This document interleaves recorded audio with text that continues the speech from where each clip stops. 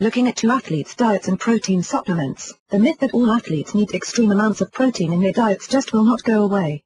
There is a secondary myth that goes along with that myth which says that athletes do not need to eat carbohydrates. Protein is important in the diet. However, so are the other nutrients. Finding the right balance in the diet is important not only to fuel the body before and during the workout, but also for proper recovery afterward. A diet that is too high in protein can actually hurt the athlete's performance and can lead to dehydration and other serious problems. The average person needs to have about 0.6-0.8 grams of protein per kilogram of their body weight. However, an athlete will need slightly more. The recommended amount will take into account the increased lean muscle mass of the athlete and the need for more energy. However, if the protein is being added in place of complex carbohydrates, there might be a bigger problem overall. There are typically two types of elite athletes, and these are the endurance athlete and the strength athlete. The endurance athlete will automatically gravitate to the high-carbohydrate, low-fat diet, knowing that they need the carbs to stoke up their energy stores and keep their body moving. The strength training athlete, however, will typically go for a high-protein diet thinking that it will build muscle faster, which may not be as true as he thinks. John is an elite athlete, working hard to increase his endurance and speed every day. He wants to participate in an Ironman competition, with his goal being to do so in the coming year. It should be noted that John is not shy about announcing his age. He is 68 years old. His diet has always been about complex carbohydrates, proteins and healthy fats. His son, Everett, is a strength trainer, a bodybuilding competitor. He has watched his dad through the years and knows the benefits of healthy eating. However, he has also become convinced that he needs twice the amount of protein that his dad does so that he can get bulky and win the next competition that he has entered. Both men are convinced that they know better than the other, but after they discuss their protein needs with a registered dietitian who explains the need for protein and some warnings about consuming too much, they find out that they might be wrong. While Everett is young and strong, the dietitian tells him that he actually does not need more than 30 to 35% of his daily calories to come from protein, or about 1.5 to 1.7 grams per kilogram of his body weight.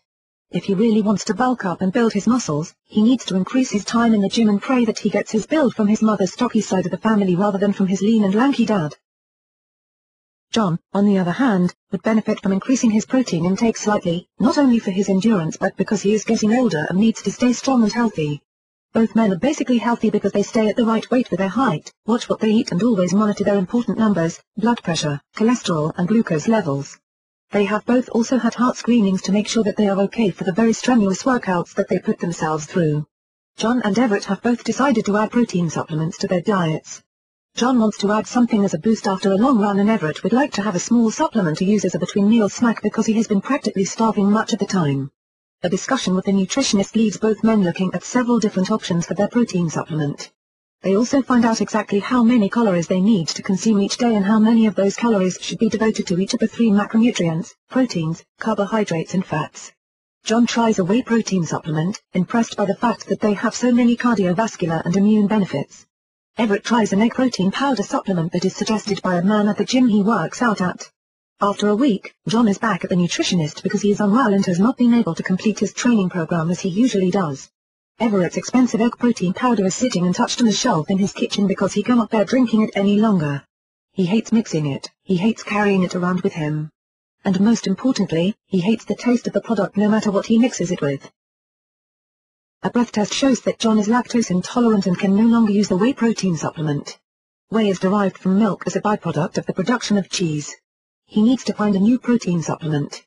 Everett, on the other hand, needs a protein supplement that is easier for him to carry with him and to consume, as well as one that tastes better than the one he is unable to tolerate now. After some research, John and Everett both find ProfectR and ProsisR, from Protica. Everett uses ProfectR, consuming a single serving size before meals so that he is less hungry and can keep to his healthy eating program. ProfectR gives him 25 grams of protein per single serving and comes in a number of flavors that have a better taste than the one that he had been using in the past. He also can carry the single or double serving vials with him in a gym bag without needing to worry about mixing a powdered supplement or whether or not it is at the right temperature.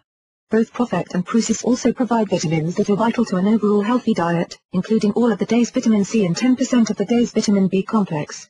Flavors include passion fruit, orange pineapple, ruby melon twist, fuzzy peach nectar, blue raspberry swirl, grapefruit mango, fresh citrus berry and cool melon splash.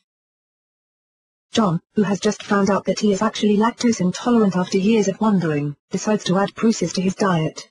This is the first all-natural liquid protein supplement and is lactose-free as well as free from egg and other allergens. In addition, ProfectR is also available in a number of sizes and flavors as well. John feels even better now that he is not dealing with the lactose intolerance as well as having increased his protein intake slightly. Everett also feels better and is thrilled to have a protein supplement that he is actually okay with consuming. Both men have also increased their fluid intakes along with the additional protein because of the increased risk of dehydration, especially for athletes. Both men are keeping in mind that the American Heart Association cautions against consuming more than 35% of the day's calories from protein as well. They will continue their training and their activity level, staying healthy and fit as they strive toward their goals. They will both also continue with follow-up visits with their doctor so that they can stay ahead of potential health problems.